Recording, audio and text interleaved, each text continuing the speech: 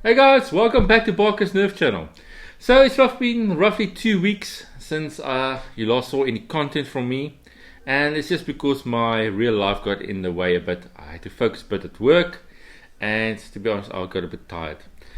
I had all the content recorded already, but I just did not get to the editing. So I said to myself, Wayne, you're already 1 day late. It's Friday today, right now, and I'm planning to release this video today still, because I've got subscribers and you're important to me. In any case, where we left off, I was busy building a strive. We took all the wires out, we stripped it, and we were busy looking at the motor cage next. So in the motor cage, I'm using an OFP motor cage, which is a 3D printed motor cage I bought from out of Darts. But as you will see in this video, you can't just use this motor cage straight out of the box and just assemble it. Some preparation is required, and I will show you exactly what you need to look at and what you need to do. Let's get into it. Alright, so now that we've removed all the wiring and all the internals and the shell is basically empty, let me just move this out of the way, we can move on to the motor cage. So here we go. This is the cage I'll be using. This is an OFP cage, or a Open Flywheel Project 3D printed cage. Let's get a bit of zoom on this.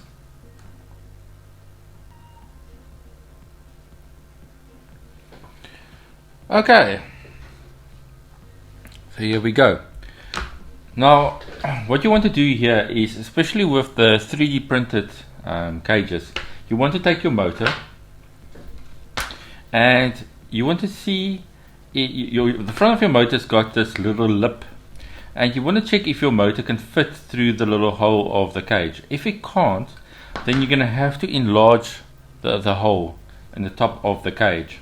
The next thing you want to do is you want to check if your motor fits into the cage properly. Like as you can see here, this one does not. So there is some obstruction inside the cage that needs to be removed. Now if you should be able to feel with a screwdriver or something on the inside if everything is smooth. It should be smooth, and there should be the internal top part of the cage should be flat. Now looking at it, I can see immediately there is obstruction in the inside of this cage, so I'm gonna have to use my Dremel to actually correct that. So let me get the Dremel out and correct it.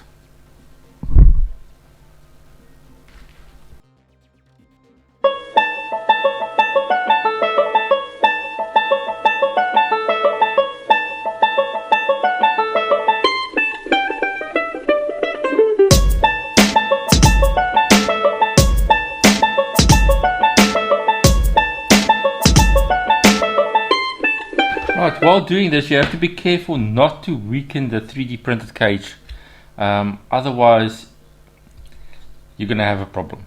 I can see that I'm going to need a bit of a knife here, so I just need to go get my Leatherman. Right, so I'm back. Just this little bit of that I need to remove. There you can see it actually came out. Still a bit of a bump there that I'll have to remove. Let's get some more power to this.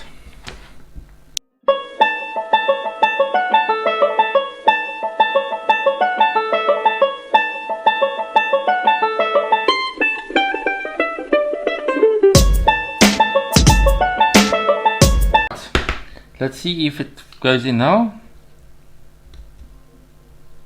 Okay, and that is much better. You can see still not all the way to the top, but it is much better. Okay, probably needs a little bit more dremeling. Just see, I see there's some more material on the inside that I can remove.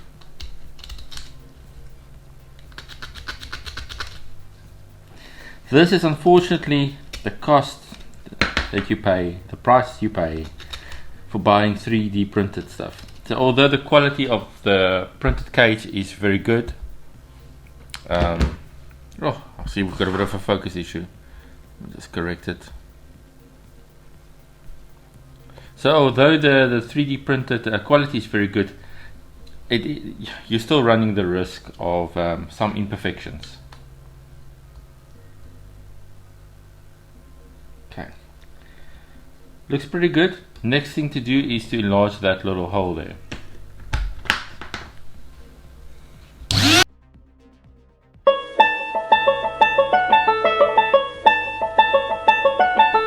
You need to work very cautiously, because you can remove too much material very easily. So as you can see now, the top of the motor fits in perfectly flush, and we've enlarged the hole. And if I push the motor in from the bottom, with some luck, it should come all the way through. Let's have a look. Okay, so still not there all the way, but very almost. Okay, let's continue with that.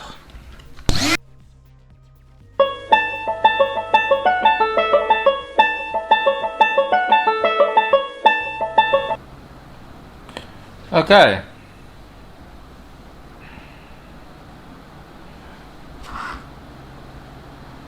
So it appears like this is the best I'm going to get it for this one.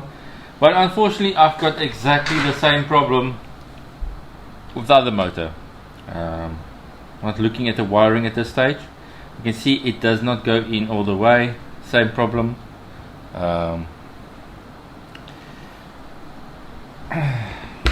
So let's get going on it. I guess there's a reason why those metal cages are more expensive.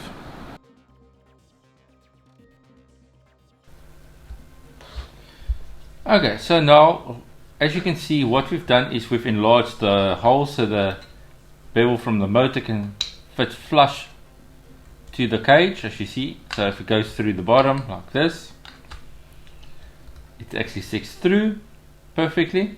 The next thing to do is we want to sunk these little holes a little bit, so that when we put screws through there into the motor, the screws do not stick out at the top. Right. Okay, now to do that.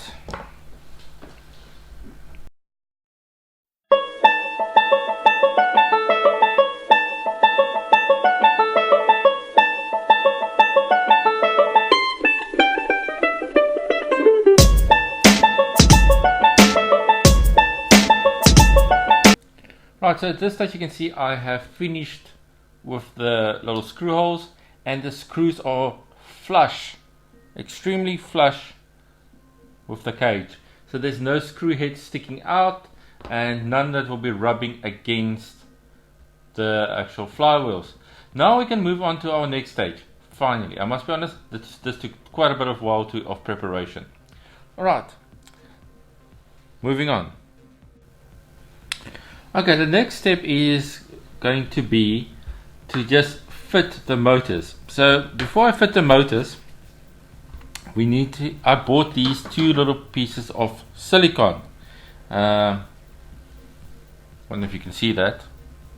Yeah. And the idea behind this is that this apparently helps to prevent too much rattling from the motors. So you can see I stick them to the motors like that. I guess we need more zoom again. Shall I have some zoom? Okay. So you can see there, hopefully by now. Yes. So I've put this little piece of silicone onto the motor, and this is to prevent rattling. And now I just insert it into the cage. What you want to do at this point is you've got two choices. You'll notice that your motor's got a little red dot. You've got two choices here. You can either put both red dots of each motor next in the same direction like this, but this will mean that you'll have, when you do the wiring, you'll have to cross the wiring, or you could put it like this in the opposite direction from each other, which means that you can run your wires straight. I'm gonna opt to run my wires straight. So in goes the first motor. There we go, and it's got its little silicone thingy on. And here goes the next one.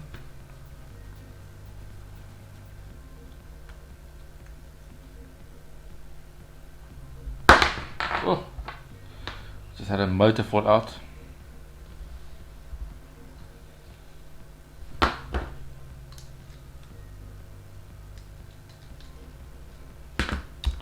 Okay, motor back in. There we go.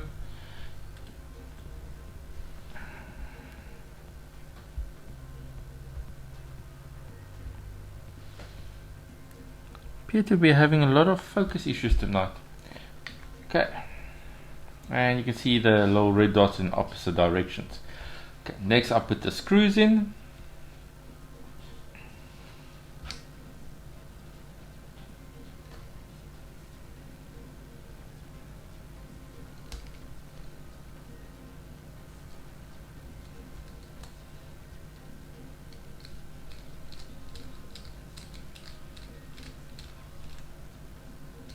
There we go.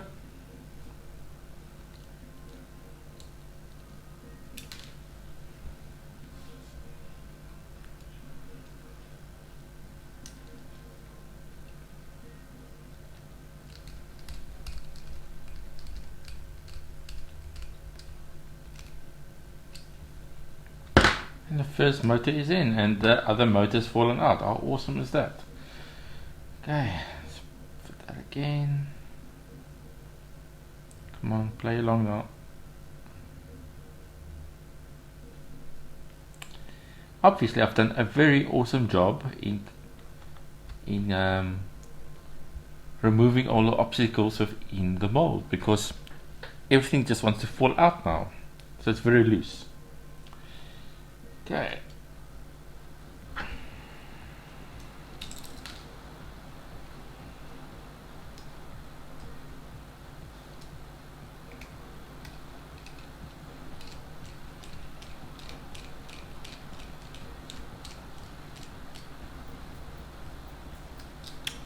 There you go.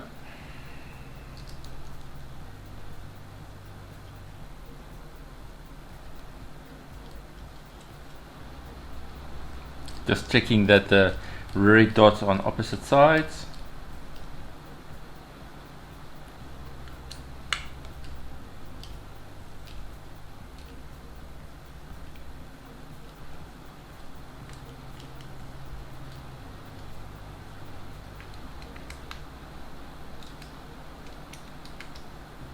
There we go.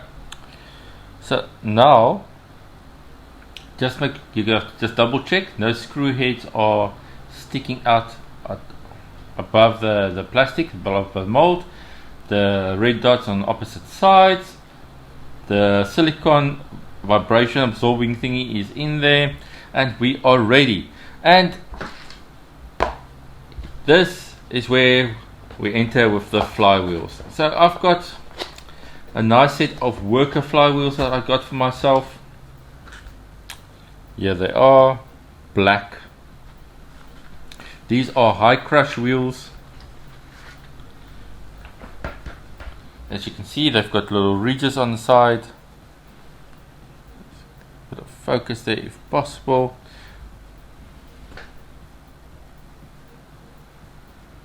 There we go.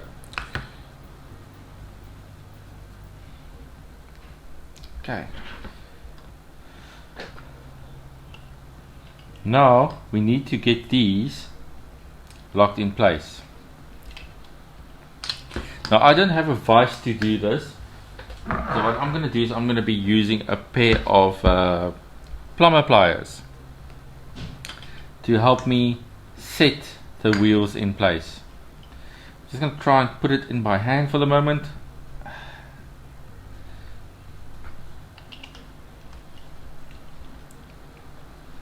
And the one goes in much easier than the other. Right.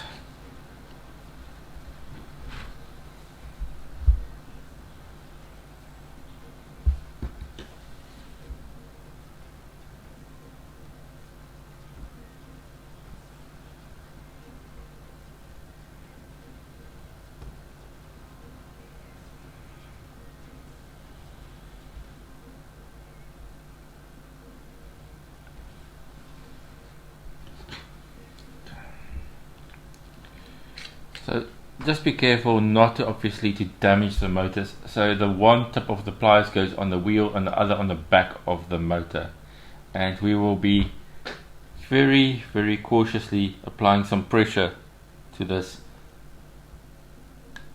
There we go, that has gone in, and now the other one.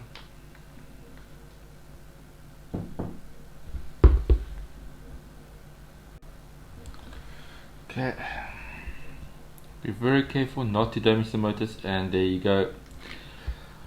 Right, so at this stage you can see both motors, both flywheel sets are fitted. The axles of the motors are right at the top. Not so sure about whether these wheels are in the correct position yet, as if I look at the thing from the top, it looks like the dart is, I've had to push a dart through here. I'm gonna need a bit of effort. Is it correct?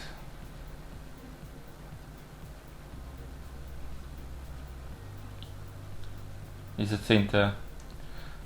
I think it is actually. I wasn't sure, but it actually looks like it might be perfect. Okay. Next is the wiring of the motor, or the motors rather. Hey guys, thanks for watching. If you're watching up to this point, thanks for sticking out for so long. At this point, we've got the motor cage assembled, the flywheels are in the cage with the motors, and we're actually ready to wire the entire thing up. That will be in the next episode. Please bear with me as I release this content, because I am actually getting a bit of a busy patch at work at the moment, but I'll try and keep the content coming. If you peek down here, you can probably see that the flywheels are already in the blaster, and I've done some of the wiring already, but I will show you in detail how to do that in next week. Next week Friday I'll try and release the next video, so see you then. Cheers.